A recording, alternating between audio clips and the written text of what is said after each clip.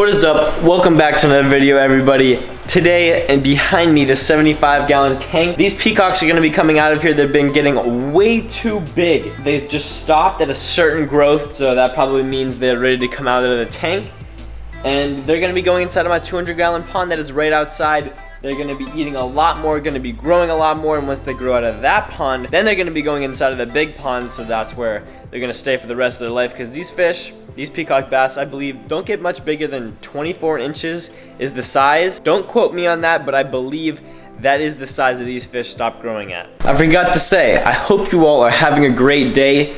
I know I am. I'm glad to get these fish out of here, and also the catfish that is in my 180-gallon tank also. Not you, Arowana. You're not ready to come out yet. You're pretty huge, but you have this tank all to yourself, and you can grow a few more inches before you come out of here. But this guy down here, the catfish, you can barely see him because there's like algae and scratches on the tank, but you can see his whiskers down there. There you are, buddy. You're ready to come out and go into a bigger home. So first thing is first, we're gonna be taking out these guys and putting them inside the pond, because this tank right here is a lot warmer than the tank inside of my room. I have this heater almost all the way up. It's somewhere around like 85 degrees inside of this tank right here for the peacock bass. And we're gonna be acclimating them to the 200-gallon pond, setting them in there, coming back inside, grabbing the catfish, putting it inside of the pond also. So today is a big day. These fish I've had for a while now, and they're finally coming out of my hands to go inside of my pond. And by the way, the black ghost knife is still in here for any of you guys wondering. He literally sits inside of the leaves, so I'll show you him right now. You guys just saw me sitting inside of the leaf, like I said before, but let's take out some of the water from this tank right here and put it in the bucket. So a lot of you probably already know this process of siphoning out the water, but for the people that are new here, you basically just put the small little tube inside of the tank.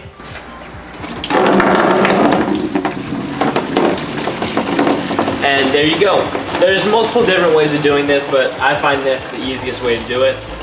We're probably just gonna put 4 to 5 inches of water in here for the fish to sit inside of, and then we're gonna bring it outside and siphon out some water into the bucket from the pond. Alright, so we got all the water out. I'm gonna have to go grab the net now. These peacocks already know what's gonna happen, and these are Orinoco peacock bass. As some of you probably don't know, they grow to be probably one of the most pretty in my personal opinion, and they just look amazing. Here is a picture once they get big, right above me right now, or right next to me right now. They're just really cool. From my perspective, they probably are one of the best looking peacock bass I've ever seen. I just got the net out, and I'll give you a better look at these peacock bass once I get them out of the tank and they're inside of the bucket. I just don't want to take the time out, bring them to the camera. You guys already know how that goes, but here we go. This tank is a lot cooler than I thought it was. Oh, we got one in there right now. Oh, jumped out. Oh shoot, we got a silver dollar too. No, oh my gosh. Okay, gotta put the silver dollar back in the tank. Oh my gosh, these peacocks are so pretty. There you go, there's one. Jeez, they stirred up the tank a lot. Alright, so this one seems to be a little bit smarter. Not smart enough. Alright, buddy. You two are ready to come out. They definitely look more pretty inside the tank than they do inside the bucket. He soaked me. Oh yeah, and if you guys have not already, go down below, hit the subscribe button, put the post notifications on, because if you're the first 10 to 20 people that comment on this video, you will 100% get a response from me. That is a fact. So go down below, hit the subscribe button, put the post notifications on, and leave a comment. We just made it outside here. Oh my gosh. My lens was so dirty. But we just made it outside. We have the little bucket behind me. This is the 200-gallon pond they're gonna be going inside of, right here. So they are for sure gonna be a lot more happy in here. And the only thing that are in here is 2 Oscars and a few more little bluegill and cichlids. So we're gonna bring the bucket a little bit closer to the pond. This is where we're gonna slowly start acclimating them. And now I'm gonna give you guys a really cool view of these peacocks. I don't wanna stress them out too much since they're already inside of the bucket. Oh, all right, so here he is. This is the peacock bass. Very, very pretty peacock bass. We're gonna set him back inside of the bucket. Sorry, dude. All right, now we're gonna start siphoning out a little bit of water at a time to put it inside of the bucket. You guys already know how that goes. I will see you guys once these fish are fully acclimated. So we just took out a little bit of water from the pond and put it inside of the bucket. We're gonna do this 2 more times, and then they will be 100% fully acclimated to the pond. And then once we have these fish in here, and also the catfish, I'm gonna show you guys how to keep your pond warm during the winter in Florida. These fish, they're fully acclimated, ready to go in. But one thing is, I hate filming at this pond. I always have. If you look at me, as bright as can be, the sun's shining straight in my face, right up there, literally right into my face. And then you come over here, and you can barely see into the pond because it's all shade and it's a big pain. All right, out of that, the peacocks are ready to go in. Filled up the bucket entirely. Beautiful peacock bass right here, let me tell you guys. All right, guys, you guys have a new home. Come with me. Here you go, buddy. There he is, straight down there. Be quiet. You're not even supposed to be on this road. All right, this one wants to be a little bit more of a pain. Come here. All right, here we go. All right, I know you don't want to be in my hand anymore. Here you go. There he is, straight down there. What a beautiful fish. It's gonna be a little bit more hard to see them inside of the pond. You guys can see them down there, but they will 100% grow way faster inside of this. And then once they grow out of this, straight into the big pond, and then they're gonna be huge in no time. So let's dump out this water here. And now it is time for the catfish. So you guys already know the siphoning process I showed you guys out there and in the 75-gallon tank. So this is gonna be a little bit shorter with the siphoning process, but maybe not with catching the fish, because this catfish is actually crazy, and this arowana might actually bite me if I put my hand in there. Oh my gosh. The arowana, I don't think you guys can see that, but the arowana just bit the hose. Alright, this arowana is actually crazy. I've had him since he was a little baby, and he's grown up to be a big monster that eats literally everything, and I'll show you guys one day, I promise. When I feed this thing right here, I can have my tilapia 3 inches out of the water, and he'll jump straight out of it. And the only reason why I have it 3 inches out of the water is because I don't want him to jump too far and him make it actually out of the tank, because when he does eat it, he slams into my hand and actually bites my finger. I'm gonna try to make this as simple as possible, but I really don't think it's gonna work out with this catfish that is a maniac.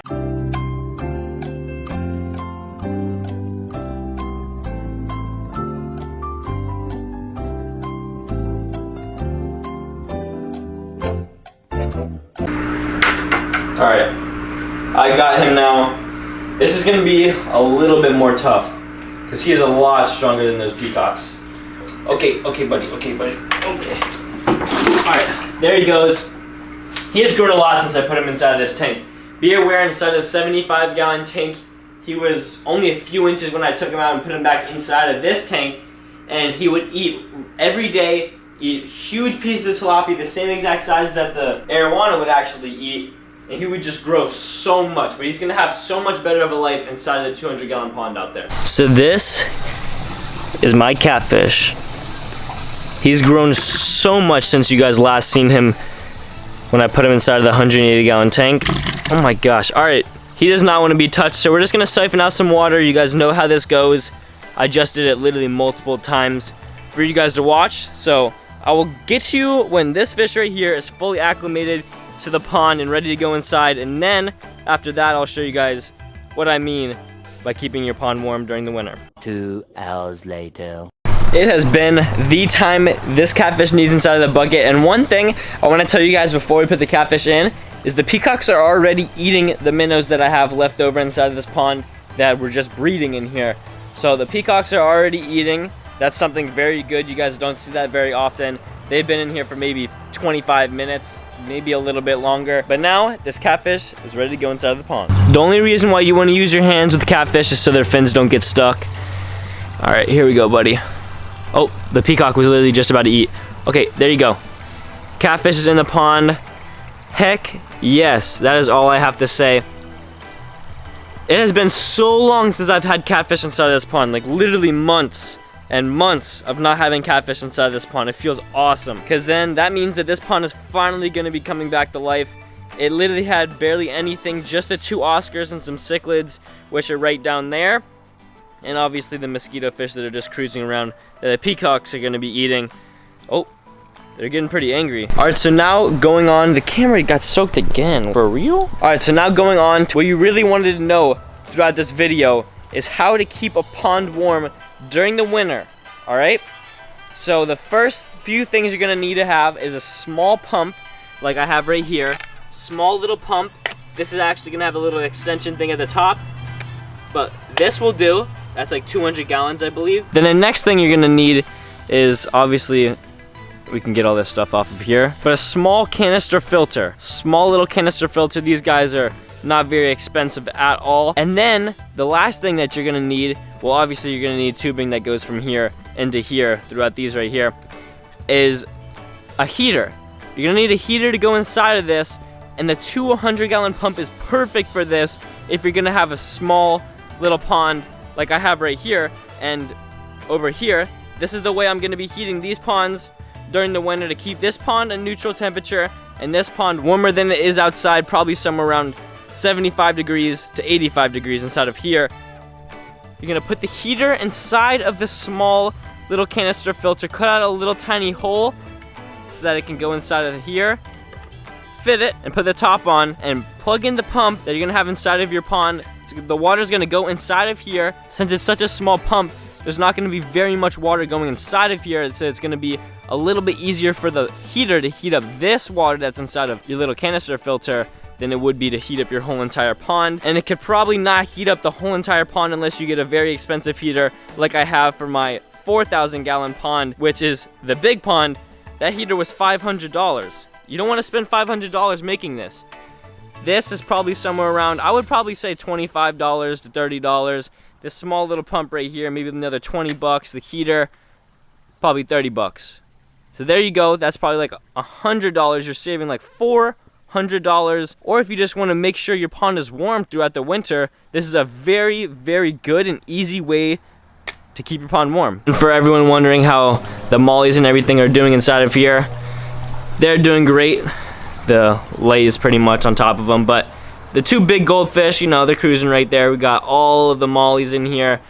There's so many mollies in here now. Look at that. And now I just started seeing the babies. It's not quite yet ready for film yet because they're obviously a little bit too small to be filmed.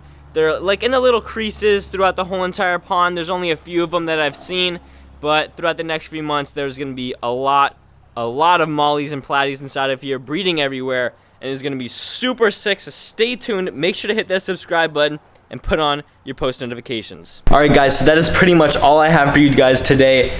Let me know what you want me to put inside of this tank next. We have to get something to put in here because we just can't have it empty. Maybe a new tiger shovel nose.